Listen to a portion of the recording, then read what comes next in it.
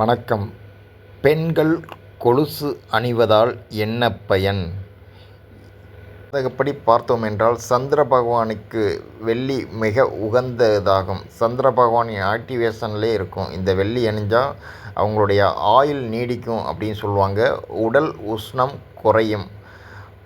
ஆண்கள் கூட காப்பு அணிவார்கள், கையில் அணிவார்கள் ஆண்கள். பெண்கள் பார்த்திங்கன்னா இதை காலுக்கு கீழே தான் அணிவாங்க. ஏன்னா இந்த உஷ்ணத்தை தடுக்கிறதுக்காண்டி.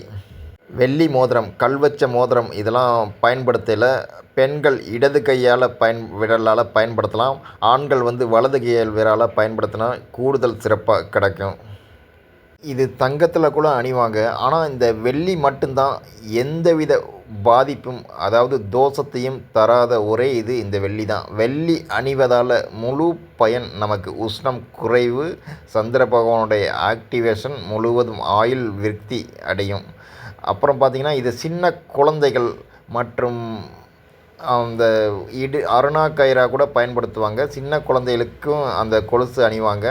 பெண்கள் பார்த்திங்கன்னா அணிவது பார்த்திங்கன்னா, அதாவது சின்ன குழந்தைகள் அந்த மணி ஓசை கேட்கும் அந்த கொலுசு அணியில். அந்த குழந்தைகள் நடந்து வரையில் பார்த்திங்கன்னா அவ்வளவு அழகாக இருக்கும் அந்த ஒலி கேட்கையில்.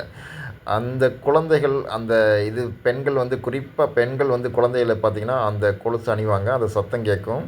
அதுக்கப்புறம் பார்த்தீங்கன்னா கன்னித்தன்மை அடைஞ்ச பிறகு அந்த வயதுக்கு வந்த பிறகு பார்த்திங்கன்னா கொலுசு சில பேர் அணிவதை தடுப்பாங்க. அது ஏன்னு கேட்டால் பார்க்குறவங்களுக்கு நான் இன்னும் கல்யாணம் ஆகாத பண்ணு அப்படின்றத தெரிவிக்கிறதுக்காண்டி அந்த இருப்பாங்க. அப்படியே அணிஞ்சால் கூட அந்த மணி ஓசை உள்ள அணிய மாட்டாங்க.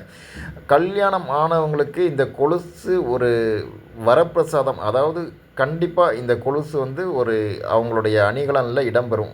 ஏன்னா முக்கியமானது கல்யாண இதில் இந்த சீர்வரிசை கொலுசு.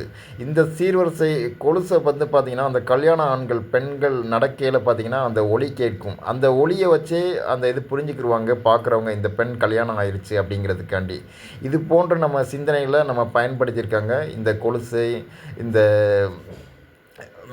குறிப்பாக இந்த மெட்டி அணிவார்கள். அந்த மெட்டி அணிவது எதற்காக அப்படின்னு அடுத்த காணொலியில் பார்க்கலாம். இதை போன்ற அந்த செய்திகளை கேட்கறதுக்கு சேனலை சப்ஸ்கிரைப் பண்ணிக்கிறங்க.